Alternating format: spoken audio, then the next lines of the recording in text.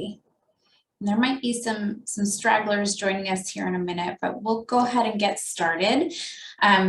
Thank you for joining us, everyone. And if you're already a client of mine, you know that there's so much that we talk about in the financial planning process and in the meetings that we have on a regular basis. And we don't always have a chance to talk and really take a deep dive into everything that's behind the advice that I might give on a particular financial planning topic.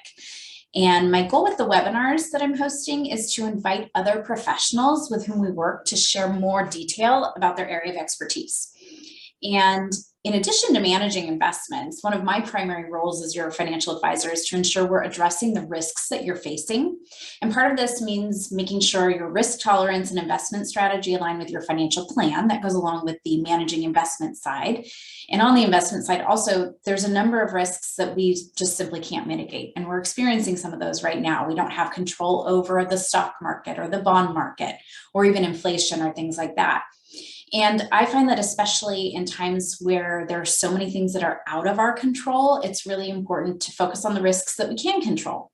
Mm-hmm. And estate planning, or lack thereof in many cases, is one of those risks. And I've invited Tiffany to join us this evening to talk through what an estate plan is and how we can ensure we're protecting ourselves, our assets, and our loved ones ultimately. Mm-hmm. And Tiffany Chiu is the owner and founder of Chiu Law. She's been practicing law for over 10 years, representing clients in various life stages with different levels of wealth. And she handles matters ranging from living trusts for young families, just building wealth, to retirees with transfer tax concerns. And Tiffany's helped clients navigate distribution of assets in blended families, planning for wayward children, nominating guardians for minor children, and dividing a family business among the owner's descendants. And additionally, Tiffany's prior experience as a tax attorney helps her identify tax savings opportunities to minimize estate taxes. So Tiffany, thank you for joining us to talk about this very important topic. Well, it's always such a pleasure to work with you, Lauren, and any of your clients. I just really have a lot of respect for the way that you approach your financial planning with your clients, and that you do incorporate me, and that we keep in touch to make sure that your client's estate plan is in line and consistent with their financial planning goals as well. And like Lauren said, financial or estate planning is definitely one of those things that we do have some control over and that we can plan for. And I think really it's a privilege for us to be able to say what happens to the assets that you've worked so hard to acquire over your lifetime, instead of allowing that decision to be made by someone who doesn't know your family at all. So that's what we're going to be talking about today, is just building an estate plan. And if you already have an estate plan, we're also going to be addressing when you should update it. So oftentimes I really hope that it's not the last time that I see my clients, and that within a few years or so, if their circumstances changes, that I'll be able to see them again to update their plan and see how their lives are going, because your plan is as updated as your circumstances. And so I can't obviously go in there and change them myself. I always love to stay in touch with any of the clients that I've worked with in the past, so that we can keep their estate plan consistent with their current life circumstances. So if you do have any questions while I am presenting, please feel free to go ahead and insert them into the question and answer box. And I believe Lauren is going to be monitoring that chat box to make sure that we address all the questions that come in. And with that, I'll just get started. Yeah, go ahead, please. Thank you. Great. Okay, so the first, I always like to start with this quote, just again to reiterate what a privilege it is that we have an opportunity to say what happens to the stuff that we've acquired. And this is a quote that Judge Van Dyke of the California Supreme Court wrote in an opinion in 1905, and he said that the right to dispose of property in contemplation of death is as old as the right to acquire and possess property, and the laws of all civilized countries recognize and protect this right. So indeed, we do have this right, the privilege to be able to say what happens to the stuff that we've acquired upon our death. And we don't want to leave that decision or that right up in the air. It's something that we want to take advantage of and be able to memorialize in these estate planning documents that I can draft for you and I can plan with you. And so the first thing we want to do is talk about what an estate plan is and how it works. And so in order to do that, what I would like to do is just go over this framework that I always address or I always refer back to when I talk to my clients. And here is this bucket. And if you've worked with me and we've done an initial consultation, you've heard me talk about the buckets. And in a few years or so after we're done with your estate plan, I will send you an email to refer back to the buckets. And it's just a way of thinking about your assets and how you acquire assets and who owns that asset. It's going to fit into one of these buckets. And whenever you do acquire a new asset, I want you to consider which bucket it's in so that you can understand what would happen to that particular asset if you were incapacitated or if you passed away. So I'm just going to go briefly over this estate planning presentation that I present to my clients to give them that framework for their estate plan. And so when we do your estate plan, just to kind of start with, what we're doing is planning for your assets, the disposition and management of your assets. And so while you're alive, you're familiar with how you manage your assets. If you are the owner of a particular asset, if you're on title, so those phrases are interchangeable. If you're the owner or if you're on title to a particular asset, whether it's a bank account or whether it's property, you are the person who is authorized to manage that asset. So if you own a home with your spouse, for instance, then you and your spouse, if you wanted to refinance it, the bank is going to be looking for the owners to sign those documents in order to transact business for that particular piece of property. If you have, by contrast, a retirement account and maybe just your name is on it, your spouse cannot call Lauren and say, hey, Lauren, this is, my wife's account. Can I take some money out of it? Lauren's going to say, I'm sorry, you're not on title to this particular account, so you can't manage it. Your spouse is going to have to call me, him or herself, in order to tell me what I need to do with the money in it. So during your lifetime, if you're the owner, or if you're on title to a particular asset, then you're the one who has the authority to manage it. People often come to do their estate plan because they're concerned about what happens to their assets when they pass away. Title or ownership doesn't magically transfer to your beneficiaries. If you don't have an estate plan in place, what ends up happening is that your assets will have to go through a process called probate. And during this process, it's when your creditors are paid off just because you've incurred a lot of credit card debt or you have a mortgage payment. Those also don't disappear when you pass away. Those have to be paid. And so in probate, what happens when someone passes away is all the assets that are owned by a decedent, a person who passes, is collected in probate in a proceeding that someone else starts, usually a loved ones of the decedent, because that's the person who stands to gain from having their assets transferred over.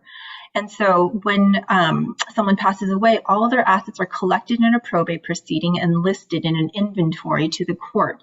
And the court is going to oversee the process of paying off the decedent's creditors, loans, mortgage payments, anyone else who has a claim against the decedent's estate. And after all of those creditors have made a claim and been paid, whatever's left over is then transferred over to living persons, and either heirs if the decedent did not have an estate plan. This term beneficiaries is used instead if the decedent did have a will, for instance, to say who ought to get his stuff. And so can I ask a quick question for you, because this comes up a lot of times? So does having a will make it so that you can avoid probate? It does not. Okay. If you have a will and you don't have a living trust and all your assets are still owned by you or titled in your name, when you pass away, those assets that are titled in your name will be subject to a probate proceeding. If you do have a will, the judge in that proceeding will ask whether the decedent had a will, and your will be the disposition kind of guidelines of who your assets go to. So when you see in a movie the reading of a will, that's in a probate process, and that's who the assets will go to after the will has been confirmed by the court. So it's kind of an interesting process, because one of the things that a probate proceeding does is confirm that this indeed is a legitimate will. There have been stories that I've heard where some unscrupulous neighbors were submitting a will and saying, hey, this is the decedent's will, and they just drew it up and said that they're going to be the beneficiaries. So the court was able to find that that was not an enforceable will, because that was not a valid will that was signed by by the decedent. So that's one of the things that happens in probate, is to make sure that it's a valid will. Okay, and then I have one other quick question, and if I'm jumping ahead, stop me. Another thing that comes up, and part of what I talk to people about, is the reason you want to avoid probate. Not only is it time consuming, but it's also costly. Am I jumping ahead? Are you going to speak to those issues here? No, that's a great place to be able to kind of address that. For sure, I think people often know that probate is just something they want to avoid, but certainly the reason they want to avoid it is because it does take a lot of time. You can imagine after COVID, the courts have been impacted, and the reason for that is because the courts were closed for many months during COVID. And so even before COVID, it was already very difficult to get a hearing date. If someone passed away and you tried to open probate with the court before COVID, it would take maybe 6 months to get a date. I'm not quite sure what that time period is now, but it's probably around 6 months to even get a hearing date. And that's just what begins probate.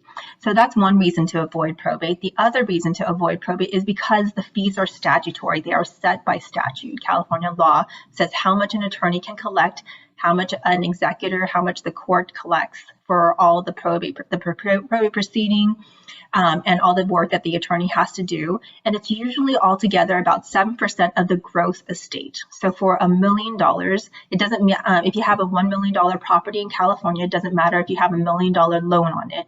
The value or the cost of probate is going to be dependent on how much your gross estate is valued at.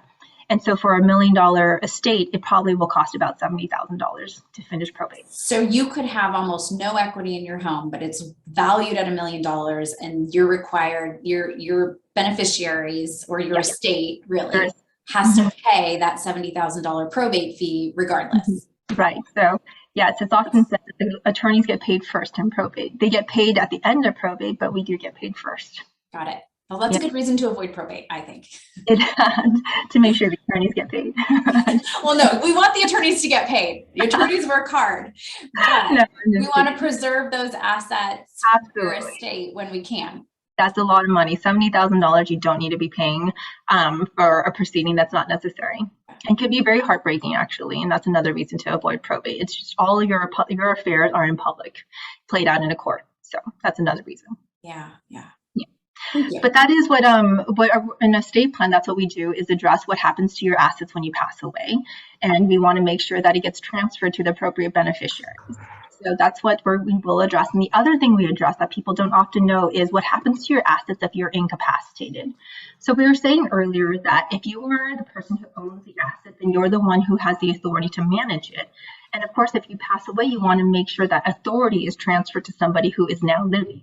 But if you're incapacitated, you are still on title to a particular asset. You are still the owner. But if you don't have the capacity, the legal capacity, because you're either have diminished capacity or maybe suffering from dementia or maybe even in a coma, then you don't have the authority or you don't have the capacity to manage that asset. You can't actually call Lauren and ask her what to do with your retirement plan.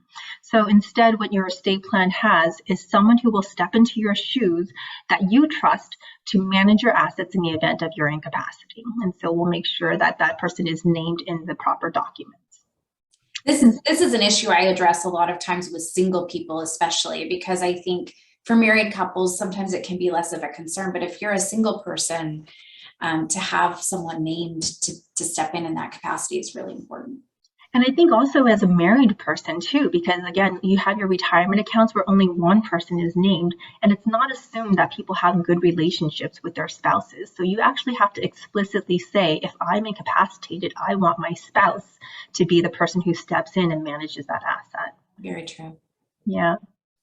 Well, all of your assets are really important when we think about your estate plan. And here is where the buckets come in. And so all of your assets will fit into one of these 4 buckets. The first one's the trust bucket. The second one is a payable on death bucket. The third is a joint tenancy. And the last one's the probate bucket. Assets in the probate bucket are assets that are just in your name, just in Tiffany Chiu's name, for instance. And it doesn't have a beneficiary listed on that particular asset or account. And so if I have a savings account that is just titled or owned by me, and it doesn't have a beneficiary, then it means that while I'm alive, it's in this probate bucket. And if I pass away, it's going to go through a probate proceeding where a court is going to step in and supervise the distribution of my assets, first to my creditors and then to my beneficiaries. And so we don't want, when I do estate plans for clients, one of our goals is to make sure we don't have any assets left in this bucket. So we want to make sure that we do not leave assets in an individual person's name with no beneficiary listed. This joint tenancy bucket is often where my clients have a lot of their assets when they come meet me. And usually it has a home and it usually has some accounts. And when assets are in this joint tenancy bucket, what that means is that at least two people are on title. Maybe it's husband and wife as joint tenants. And when you hold an asset as a joint tenant, what you're expressing is your intention that when one of us passes away, the other person automatically assumes ownership of the entire asset. So it doesn't go through probate when one joint tenant passes away. When one person passes, title automatically is assumed in the survivor's name. But when that surviving joint tenant is the only person on title to this asset, it's no longer in this box. We need two people on title. So now it's in this bucket, the probate bucket, which means that when the survivor passes away, it'll go through probate before being transferred over to, let's say, children. And so generally speaking, at the end of our estate planning process, we try to keep assets out of this bucket as well.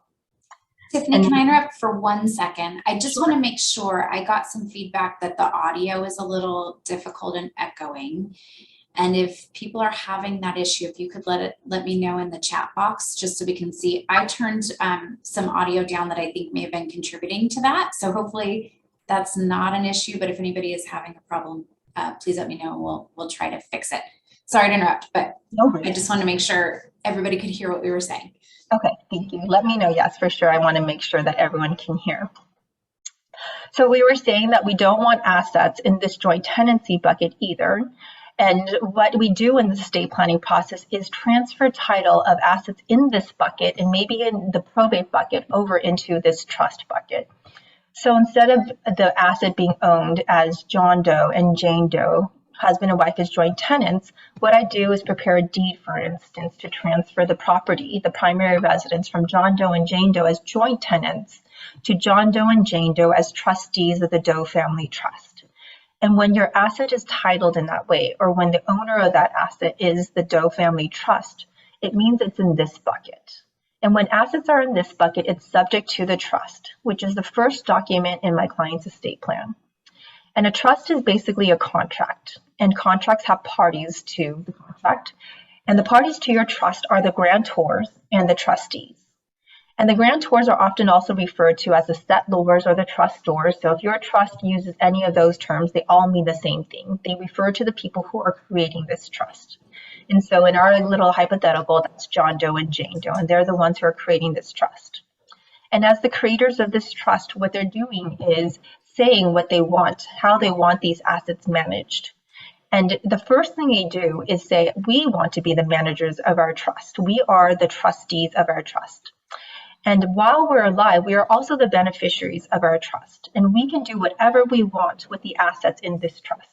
If we want to add more assets by taking title to new properties in the name of our trust, we can do that.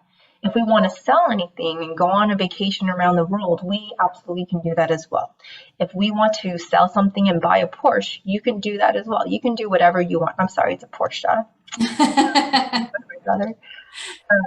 If you want to, there's no restrictions as to how John Doe and Jane Doe as the grantors can use the assets in the trust.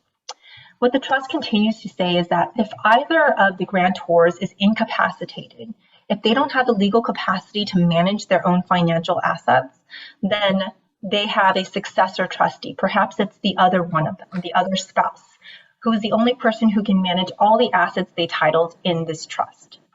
The trust will also say if both John Doe and Jane Doe are incapacitated or unavailable to manage the assets in here, then maybe it's their adult child, their successor trustee, who will step in and manage their assets for them. And they continue to use the assets in here for the grantors if they're incapacitated because they're still alive, so they're still the beneficiaries of their own stuff. The trust will continue to say what happens to the stuff if one person passes away. If one of the grantors passes away, whether it's John or Jane, what should we do with the stuff in the trust? Should it all go to the surviving spouse, or should a portion of these trust assets be divided into a separate trust that's irrevocable? And although the surviving spouse can use these assets, they cannot change the terms of this irrevocable trust. If anyone has ever heard of something called an AB trust, that's what it is. It's a trust where after one spouse passes away, all the assets that are in the trust at the time that person passes is divided into two trusts, an A trust and a B trust. And usually it's the B trust that's irrevocable. And while the survivor's alive, he or she can still use the assets of the B trust. But ultimately, when the survivor passes away, the assets of the B trust will go to the decedent, the first spouse to pass, his or her beneficiaries, which are usually the children. Tiffany, can I ask you a quick question about this in practice? Because where I see this coming into play, flesh out any of what I'm saying here. Previously, the estate's tax exemption used to be so low that was a really good reason to use an A and a B trust as well, which I'll let you speak to at whatever point that makes sense. But where I see this in practicality play out is, let's say I'm a younger person. I'm concerned that if something happens to me, perhaps my spouse down the road could be unduly influenced by a new spouse and then take what I want to go to my children away from them at some point, or in a situation where maybe people are in a second marriage and they have separate children and want to make sure that their individual children receive different portions of the estate. Yeah. Is that where you see that commonly being used? I think absolutely. Before 2010, AB trusts were commonly used, not only because the exemption was lower, but also because there was not this concept called portability, where you cannot transfer your deceased spouse's unused exemption to your surviving spouse. So let's say back in 2009, when the exemption was $3.5 million, that means that if you did want to give your spouse everything, let's say you had a trust and the assets in that trust were worth $10 million, and you wanted to give your $5 million portion of this trust to your spouse. Well, now your spouse has $10 million when he or she passes away, but only their exemption, $3.5 million. So you basically wasted your first spouse's exemption. So they did have this A-B concept of trust to make sure that when the first person passes, whatever's in that person's half of their trust would apply for their exemption. So that's why it used to be used more commonly. And just because we can't transfer unused exemptions now to our surviving spouse, doesn't mean that the AB trust is absolutely useless. Like you said, oftentimes people will use it in blended families in order to make sure that if one person passes away, then the other person is able to make sure that they're to make sure that their portion of the assets are still secured for their beneficiaries, like you said, whether the person is still young and still able to get, still likely to get married, or whether they're older and, like you said, could be unduly influenced because they will, may likely suffer a diminished capacity and can be not only influenced by a new spouse or maybe a caretaker, someone of that sort. And if someone is concerned about that, maybe an AV trust is still appropriate for their family. And so there are a list of things that I talk to my clients about, like how much do you have in your trust? Do you feel comfortable with your surviving spouse only leaving them half of what's left in your assets, because the other half is more restricted based on whether the beneficiaries of that half want to kind of supervise the use of the surviving spouse's, how the surviving spouse uses those assets. Mm-hmm. So there are a lot of things to think about to see whether or not an AB trust is still helpful. But practically speaking, it is easier just to give everything to your surviving spouse. And oftentimes people with an AB trust want to update their trust so that it does go to the survivor. That makes sense. Yeah. So the trust does talk about what happens when one person passes away and whether those assets do go into two different trusts or whether it all goes to the survivor. And the trust will also say when the survivor is alive, he or she is probably the successor trustee of both or, one trust. And he or she, the parameters of how the survivor can use those assets are listed out in the trust. And then the trust will continue to say when the surviving spouse passes away, what happens to all the assets that remain in the trust. and who will be responsible for collecting all those assets and transferring it over to the beneficiaries. And that person is called the successor trustee in your documents. And because you've already said, hey, I trust this person, I trust my adult child, or I trust my best friend or my brother to take care of this transfer of the assets to my beneficiaries, what you're saying is, I don't need a court to get involved to supervise that transfer to those beneficiaries. I've already got somebody who's going to be able to step into my shoes and do that for me. So we don't need assets in this bucket, don't need to go through probate. Got it. Okay, so that's the first document. And here we have the payable on death bucket. This is the last bucket, and usually has assets like life insurance policies, 401ks, retirement plans, IRAs. And so for these assets, when you purchase your life insurance policy or when you opened your retirement plan, you were asked to fill out a beneficiary designation form, which means if I passed away, I want this person that I've listed to inherit this account, or I want the person that I listed on my life insurance policy to receive the proceeds of that policy. And so that form is on file with the bank. And when you pass away, your beneficiary shows the bank a death certificate to see that the insured or the retirement account owner is gone. And the bank is then responsible for distributing that account or those proceeds to the beneficiaries that you listed. And so because the bank will step in to supervise that distribution to your beneficiaries, again, we don't need a court to do that for us. We have this professional institution who is very knowledgeable about how to transfer it to beneficiaries to do that for us. So assets in this bucket also avoid probate. They avoid probate. Okay, so here's a practical question that actually someone posed, and I think this is a great place to ask it. As far as even investment accounts that are just in the name of an individual, we have the option of titling them as transfer on death. So that can even fall into this bucket where I could have a Lauren Hockett investment account transfer on death to my 2 children, or whatever beneficiary I want to receive that account. So that would also avoid probate. So in the instance where someone maybe only has retirement assets and other assets that are able to be titled as transfer on death, they don't own real estate, let's say, or property. Is it necessary for them to have a trust? Yeah, that's a great question. If you have no property, I contemplate with you whether or not you need a trust. If you have minor children, then for sure I'm going to ask you to do a trust, because you do not want to name minors as beneficiaries of any account. If anything happens to the owner of an account and the beneficiaries are minors, they may not have to go through probate, they'll have to go through a guardianship. So what the minors will have to do is go to court and have somebody appointed to be the guardians, because minors do not have the legal capacity to own stuff. A minor cannot own property, a minor cannot own an investment account. So instead, they have to ask the court to have a guardian appointed for them to own their asset that they've inherited on their behalf until they reach 18, at which point they can own the asset. And we'd presume my kids who are inheriting were over 18. I would not leave them, would not leave it to minors, because I've heard this enough times from you. It's really important. It is really important, and I've seen it happen at least a few times, like where life insurance policies, one was named as, the spouse was named as a 50% owner, and his 7-year-old daughter was named as the other 50% beneficiary, and that it had to go through guardianship. It's not assumed that the mom, even if they're married, is going to be the guardian. A court has to appoint the mom to be the guardian. Yeah, so it is, yes, for possibly, but if you have minor children, I would not just leave everything on payable and death accounts. And the other reason why I would say, even if you didn't have property and you didn't have children, I would say if you're young, I would be less inclined to rely on payable on death beneficiaries for your assets. And the reason for that is because of this next document, this power of attorney for financial matters.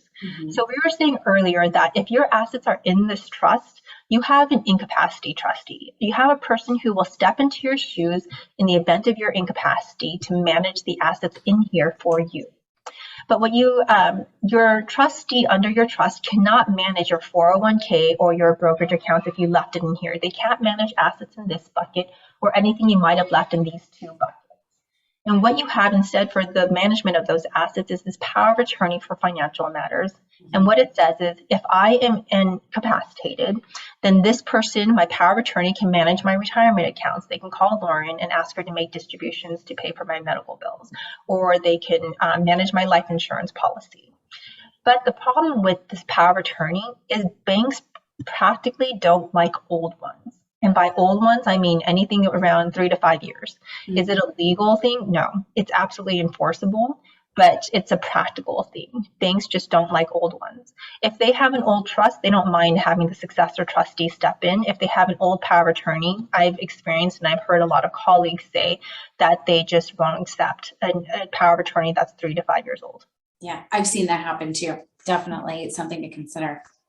So that's another reason why I would shy away from just relying on these kind of documents in a payable on death or account. Okay. And what a follow-up question to that that's tangential. Can an unmarried couple have a trust? The question includes even if they don't own a home or have children, but I don't know if that's relevant or not. I guess to start with, can an unmarried couple have a trust together? Yes. Okay. So the answer to that is yes, they can, but I wouldn't do it. Okay. I would, yes, if an unmarried couple came to me and asked me to do a joint trust, I always prefer to do 2 separate trusts. It is not cost efficient, I understand, to do that, but it's, I mean, I would listen to your reasons for it, but I would be very inclined to just do separate trusts for you because they might inherit assets. They might want different dispositions of their assets. And so to have that all in one trust, then it's just really difficult to write out, to customize. Yeah. Makes sense. And they may end up splitting their trust anyways, not because of just their relationship, just because they decided that they want to give their assets to different people. So right. Well, conversely then, here's another question. Is there a reason for a married couple not to have 2 separate trusts if they wanted to? They absolutely can. And in fact, I got a call today from somebody who wanted to establish a separate property trust. She has a joint trust with her husband, and she is coming into some money. And so she wanted to make sure that she's kept her separate property assets that she was inheriting from her family separated from her community property assets. And so it was a good idea for her to establish a separate property trust in addition to her joint trust. But that separate property trust has one grantor, and that was her. It has one trustee, and she can name her husband as the beneficiary, as the successor trustee, but she has control over the disposition of all the assets that she ends up putting in there. That makes sense. And what you just touched on is a concept that I remember with trusts, and it's that there are 2 separate issues going on.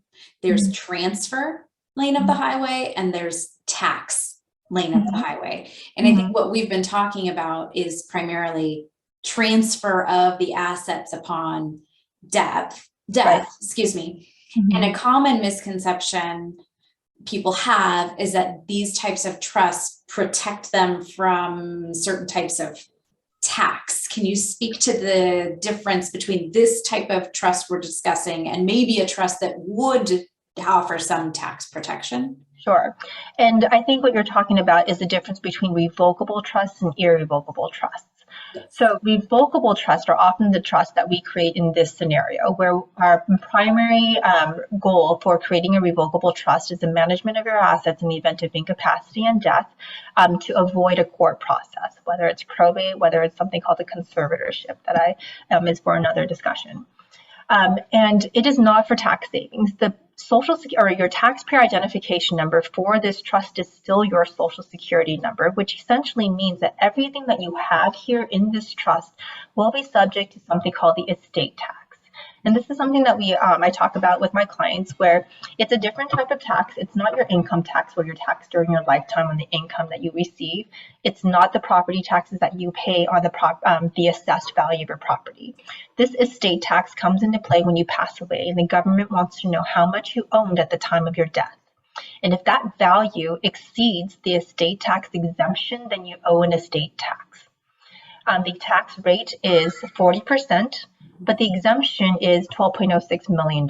And that's per person, meaning each spouse has $12.06 million. So together, a husband and a wife or a couple have a $24.2 million, $1 million exemption this year. It's indexed for inflation, so it goes up. But it is subject to every administration's kind of whims. And I was going to speak later about how Biden did propose a $6 million exemption to drop it to $6 million. It didn't go through, but it just tells you how what the Democrats are thinking about. But back to the different types of trust to deal with those kind of tax issues, what a revocable trust does not change your estate tax exposure, because it is counted in the value of your estate. All your assets remaining in this trust when you pass away will be counted towards the value of your estate to see whether or not you reach that estate tax exemption. However, during your lifetime, if you create something called an irrevocable trust and you put assets in there, then those may be out of your estate. When you create an irrevocable trust, what you're saying is, I can't change this trust anymore. I don't have control over the assets in this bucket. And so when I put it in there, it's no longer mine. So it can be counted, it can be outside of your estate and not counted towards your estate tax. Got it. But generally speaking, when couples or individuals come to you to set up a living trust, right, it's of the irrevocable type that it's does not of the revocable type. Pardon me, revocable. Yes, thank you. Yeah. Type. Okay. Right. Thank you. Yeah.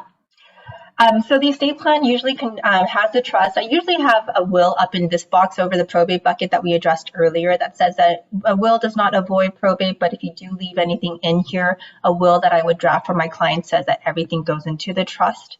And then we have this power of attorney to manage assets in the event of incapacity for stuff that's outside of the trust in these three buckets.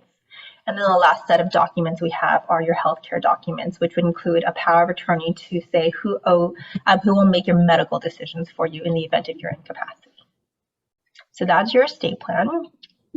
And when should you update it? So that's the foundational estate plan that we create. And hopefully within a few years or so, my clients will call me and say, hey, things have changed, and what kind of things can change that may warrant an update to your estate plan. Changes in your life circumstances, like as your life stages, as you shift in your stages in life, you may want to revisit your estate plan to make sure that it's still updated. If you got married, was it your marriage? If you got married, did you want to establish a joint trust? Does it make sense for you and your spouse to now have a joint trust? And maybe you're older and now it's your kids who are getting married. Well, you may want to revisit your estate plan as well, because maybe your estate plan doesn't contemplate protection of your children's inheritance from their spouses.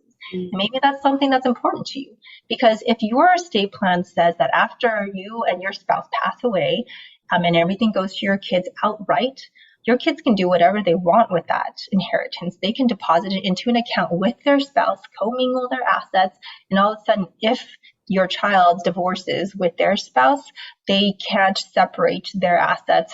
They can't trace their assets they've inherited from you, from the spouse, from the community property assets they had with their spouse. And so if you wanted your the inheritance that you were going to give to your children to be separated from their spouse, then you may want to revisit your estate plan to make sure that that is a provision you have in there.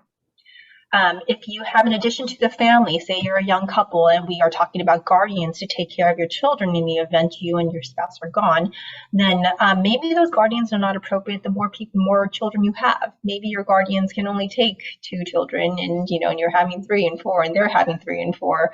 Maybe it's just too much. It's just a practical concern that you want to revisit your estate plan to see whether or not they're still the appropriate people to take care of your kids.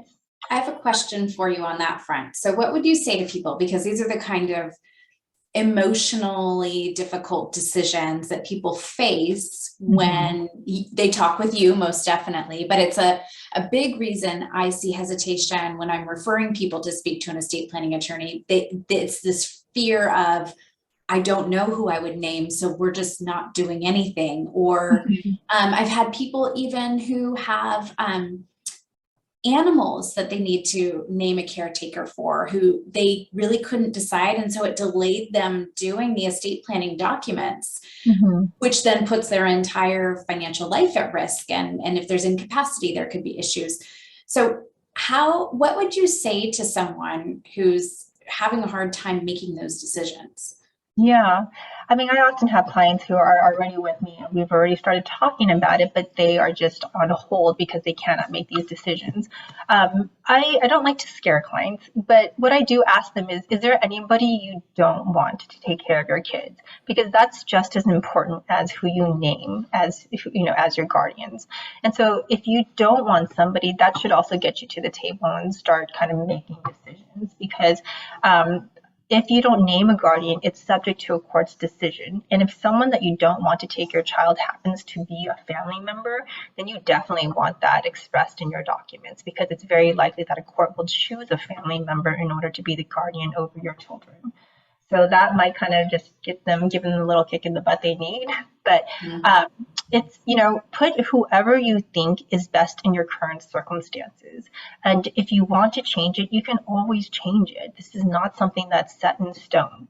So it's better to have somebody that you've named that you think are current, in current circumstances, what would be appropriate for your children. And, God willing, nothing happens and your children will never need guardians, but at least you have somebody in place and, who may, think about taking care of your kids. And at least you also have something that might say who you don't want to take care of your kids, which really is important as well. Yes, definitely. Thank you. Yes.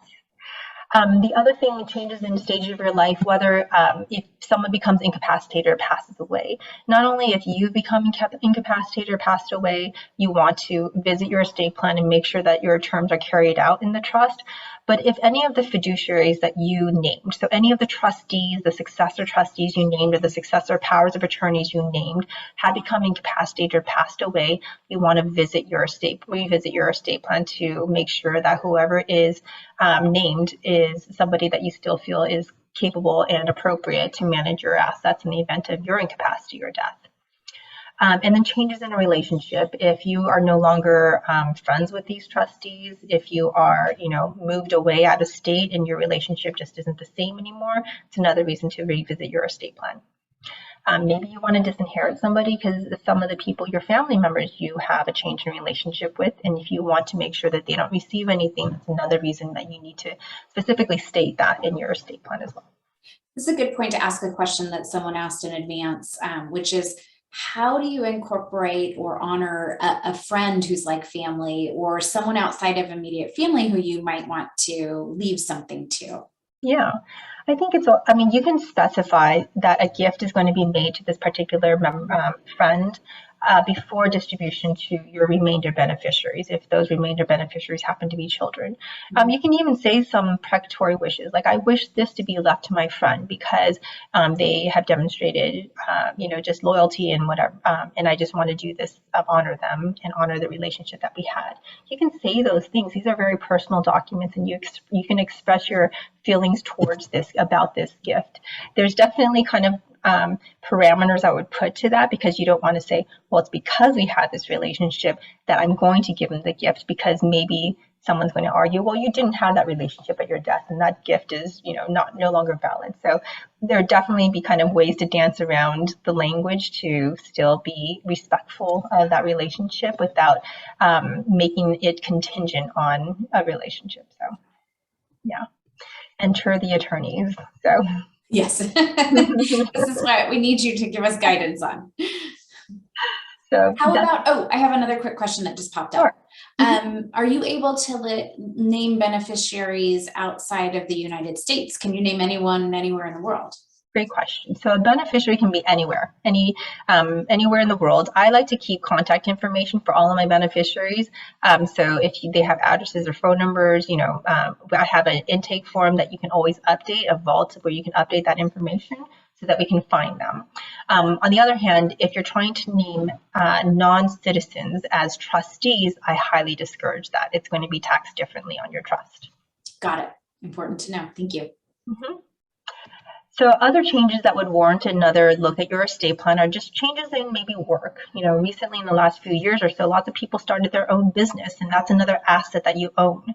And it needs to fit into one of those four buckets. And unfortunately, during COVID, I did receive several calls saying that business owners passed away and their loved ones couldn't get a hold of or couldn't access the bank account in which the business was named.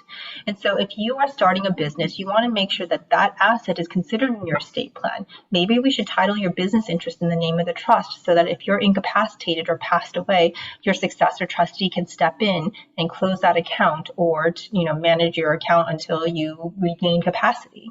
Or maybe we want to enter into some sort of a buy-sell agreement with your partners to make sure that your spouse doesn't have anything to do with your business, because maybe your partners don't want to work with your spouse.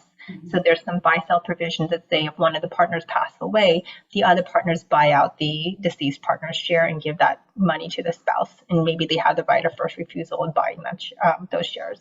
So it's just something that you need to consider when you have your estate plan if you started a business.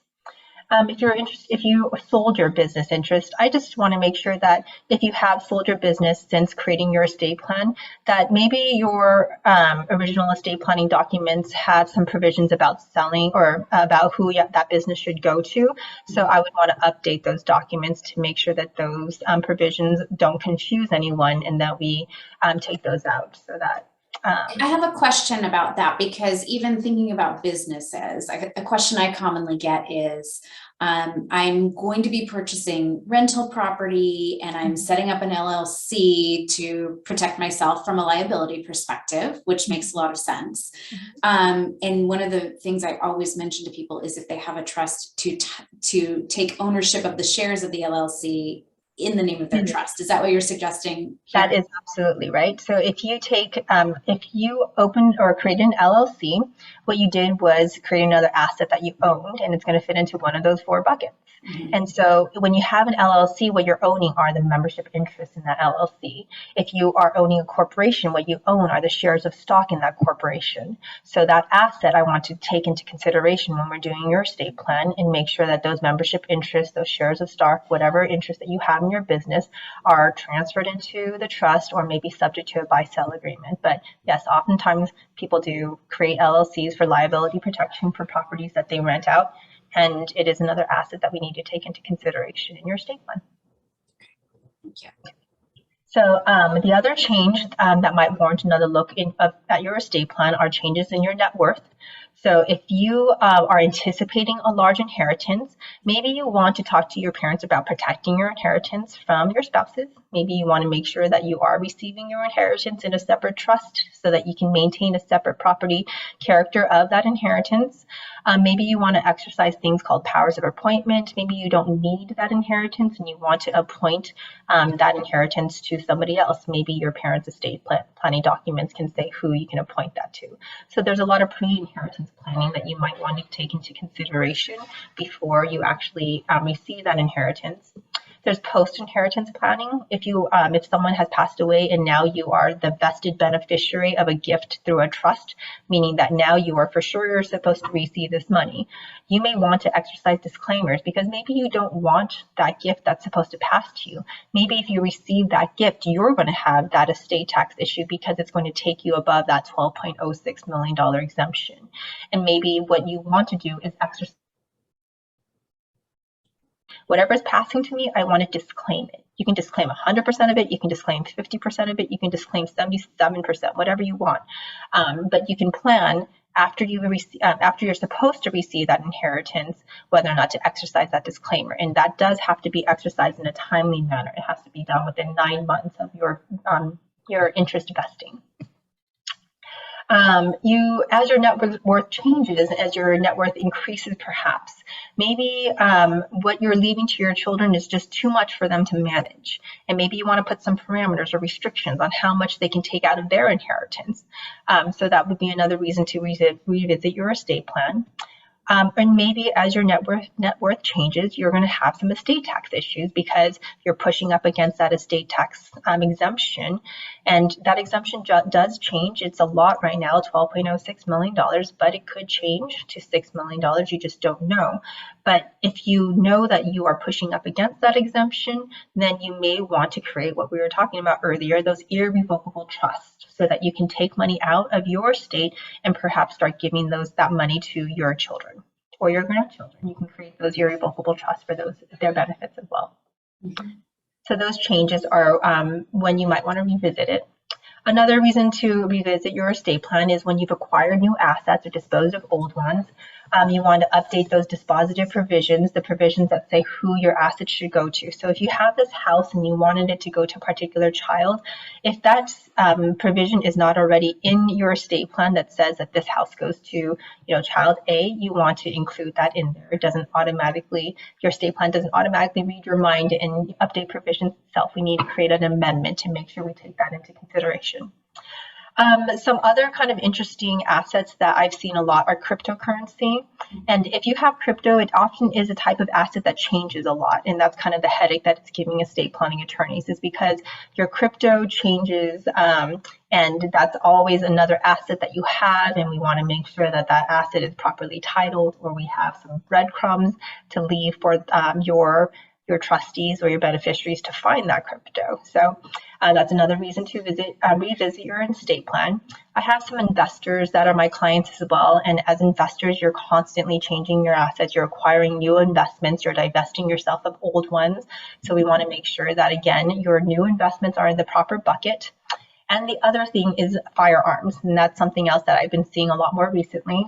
With the acquisition of firearms, firearms have to be owned by certain registered, licensed people. And so you can't just throw a firearm in a trust and hope that it's going to be okay. You might get your trustee in trouble. You might get your beneficiaries in trouble. So you want to update your estate plan to have provisions in there saying that whoever, if you have a gun in your estate, that it goes to a gun trustee, someone who is specifically registered to own, to hold possession of that particular firearm, and that person is maybe the beneficiary of that firearm, or you have a separate beneficiary that also is licensed to hold a firearm. So any of those kind of assets, you might want to revisit your estate plan to make sure that those provisions are updated. And how about vehicles? What do you need to do with vehicles? So usually vehicles are not an issue.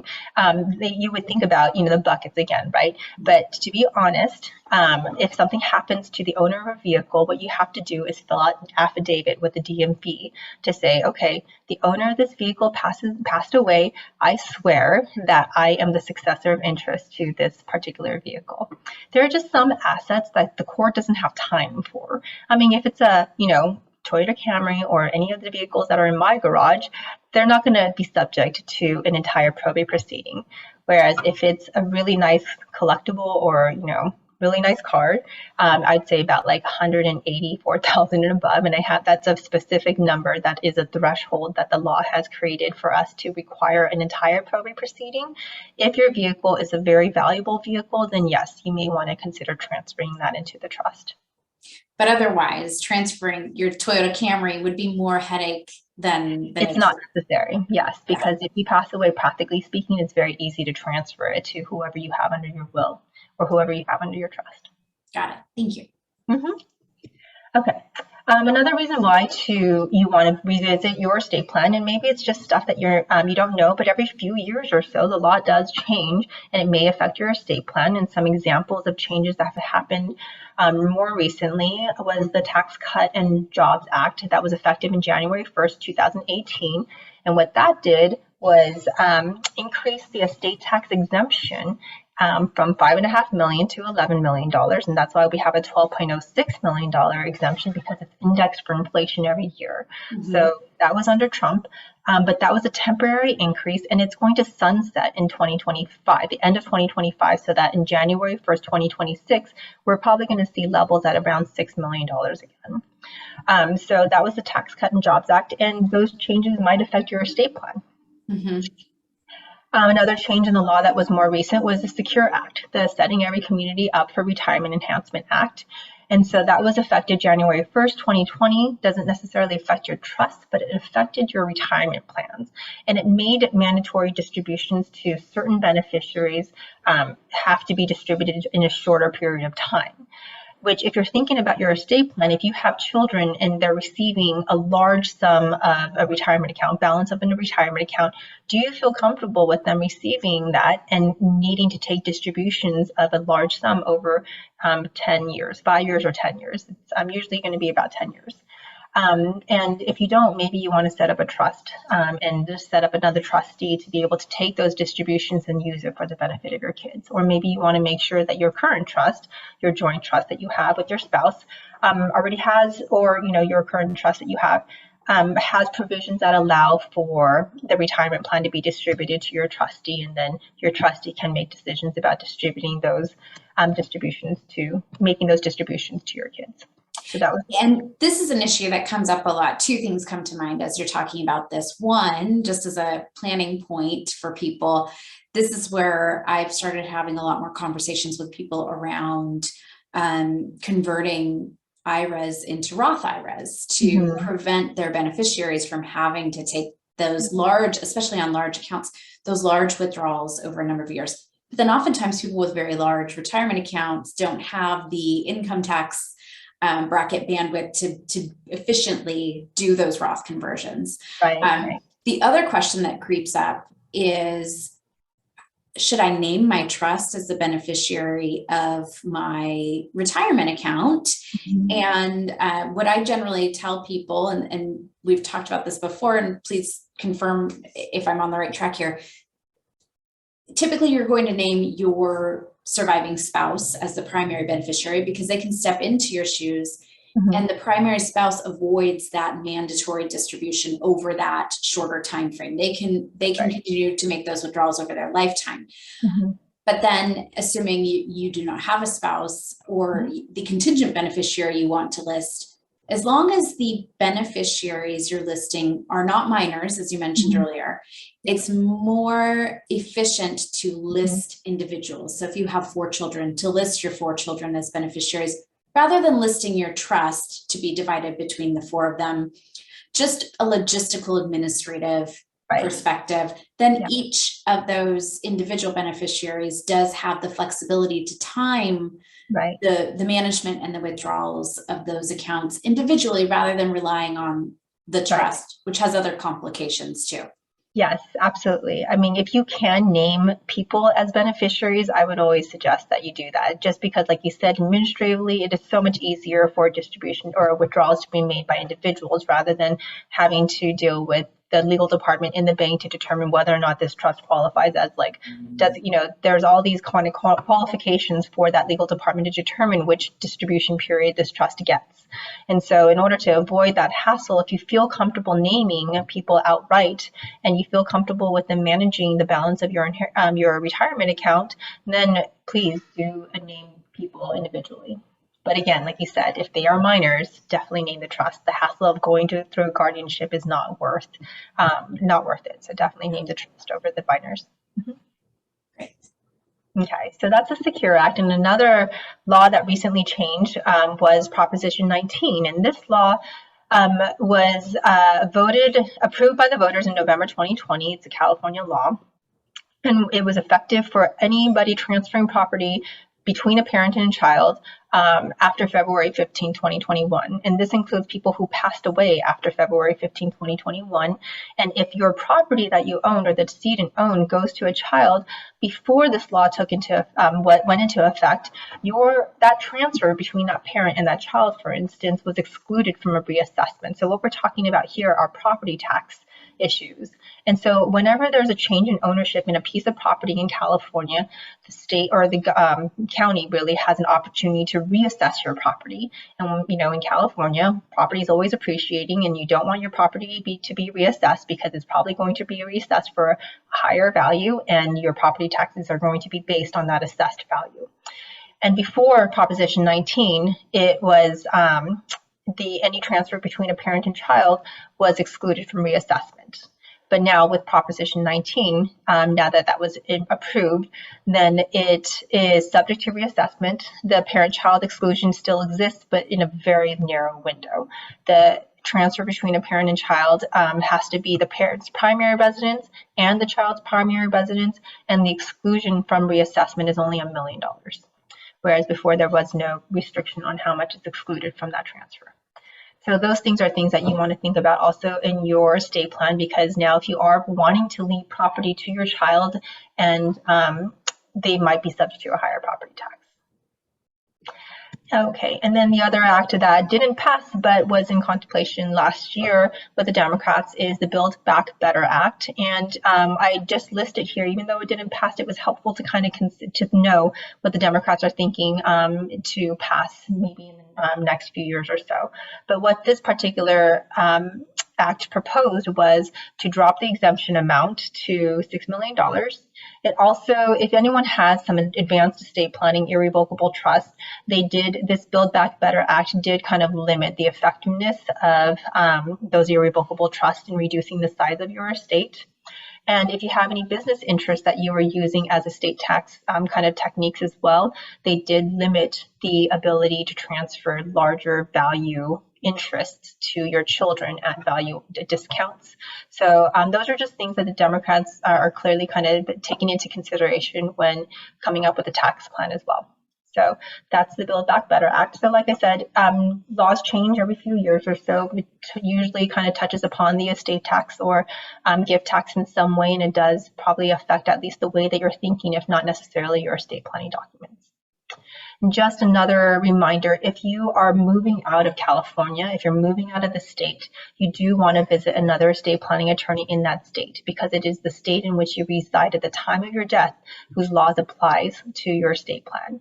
And so California is one of 9 community property states. My trusts that are my joint trusts that I create for joint for couples do have a lot of community versus separate property language in there that would be irrelevant in a non-community property state. The other thing that is specific to California is estate tax laws. We have that federal estate tax exemption of $12.06 million. Surprisingly, California does not have an estate tax. There are 12 states that do have an estate tax. So if you move into one of those states, your trust would have some language to have some sort of like a formula to minimize your state estate tax exposure. So that's a tongue twister.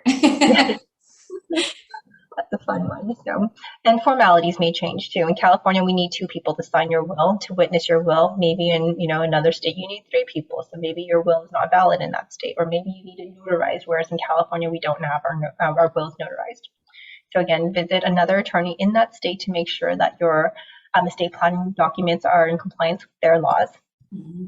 And then I don't know how much time we have for this, but this is just a slide on outdated plans. If you have a do-it-yourself kind of trust, I have a reason for doing what I do, and I don't necessarily trust the do-it-yourself trusts. I've often seen spouses forget to name each other, for instance, as their fiduciaries, assuming that if anything happens to them, of course my spouse is going to step in. So you actually have to name your spouse. You might have forgotten some assets if you try to do this, this trust yourself or your estate plan yourself. Let's see, you might have some outdated provisions. Laws change, case law changes. So some provisions for like no contest clauses need to be more robust nowadays than what was required a few years ago or about a decade ago. Mm-hmm. See, no more trustees. What if your trustees have passed? I've had a situation where all of the trustees listed in the trust document have passed, and we had to go to court to ask the court to fill a vacancy in the trusteeship. So making sure that we take a look at those old estate plans and our trustees are still current. You might have missed some tax elections, so you don't want to miss tax elections. If anything happens, those life circumstances happen, do go visit an attorney to make sure that you make the tax elections within a specified period of time. And then those 2010 trusts, we were saying earlier that before 2010, you couldn't transfer your spouse's unused exemption to your surviving spouse. And so many people created that AB trust that maybe they don't want anymore. And so if you have a pre-2010 trust, a trust that was drafted before 2010, I would definitely say to visit an attorney to make sure that those provisions are exactly what you want. Absolutely.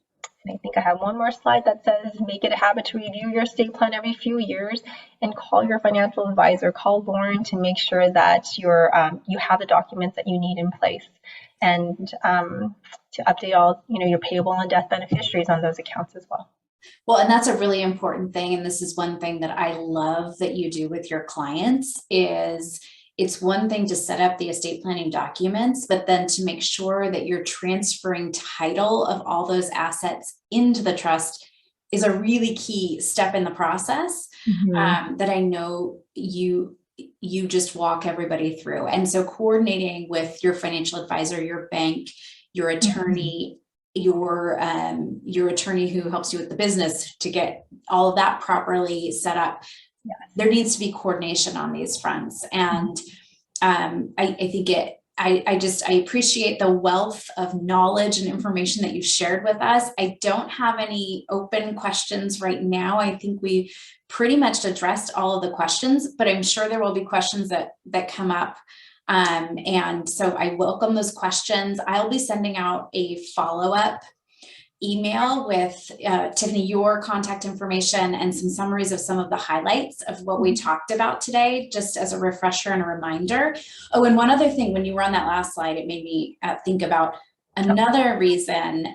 Not all estate planning attorneys do this, but not only if you're trying to set up your own estate plan, but if you find yourself as a successor trustee of someone's trust who's passed away, I think that's a really great reason to reach out to someone like you, Tiffany, because I think people can probably take away from your presentation that there is so much to navigate in managing this, and some missteps can be costly if things are overlooked.